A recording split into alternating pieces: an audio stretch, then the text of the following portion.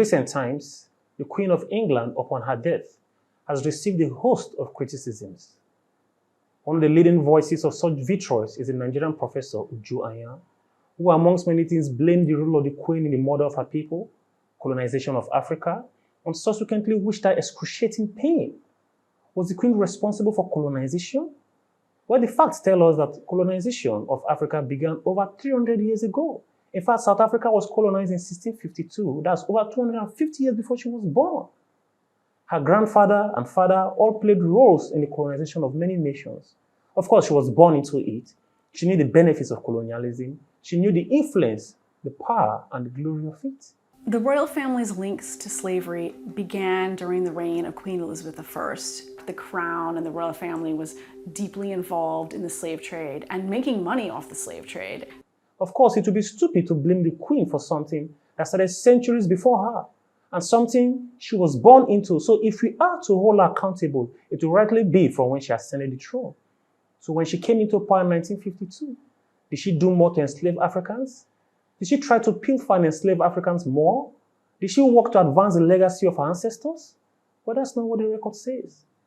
She was singularly responsible for the independence of more African countries than her father, her grandfather, and all royals before her combined. How dare her? In fact, she gave independence from colonial rule to Nigeria in 1960, Sierra Leone in 1961, Ghana in 1957, Uganda 1962, Kenya 1963.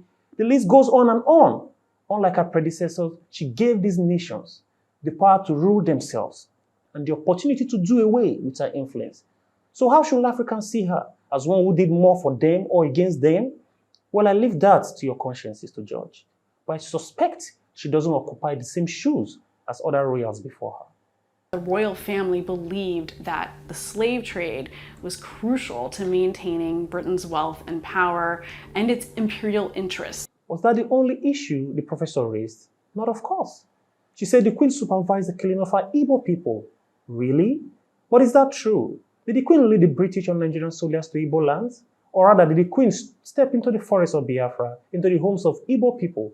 Did the Queen participate or order the killing or genocide of harmless and innocent Igbo people? In fact, Lieutenant Colonel Ojukwu, who led the Biafrans, has the first blame over the deaths during the Biafran War. As an experienced military officer, he knew very well that his decision to break away from Nigeria was going to attract a refusal by the Nigerian military government. He in fact knew that he had fewer weapons to fight the Nigerian army. No weapon of armor, nothing. We haven't got it, but we are going to get this war to the end. Is that all right? Yes. When the war started, there was not a single weapon either in a store or anywhere throughout Biafra. They only had knives and cutlasses. No gun, no bomb, no nothing. So what was the Colonial thinking will happen when you lead a poorly armed people into the war? What was he thinking when he chose the potential path of military confrontation of a better armed Nigerian army? I can tell you for sure that I don't know what he was thinking. But when you lead children, women, and poorly armed men into war, you're exposing them to an avoidable death. Had he chosen to act differently, the deaths wouldn't have occurred. President Goodluck Jonathan is an example of a leader who avoided putting the lives of his people on the line. That despite many entreaties to fight after losing the election of 2015, refused to fight, and a much expected war was averted. That's what leaders who don't want the shedding of innocent blood do. Had Ojukwu made that decision, perhaps the professor's family wouldn't have suffered what they did. How about the raping of women and the indiscriminate killings? It's interesting the professor failed to mention the first offenders here. The Nigerian soldiers and their leaders, and even Biafran soldiers are, of course, the first offenders. The killing and raping were done mostly by Nigerians against Nigerians.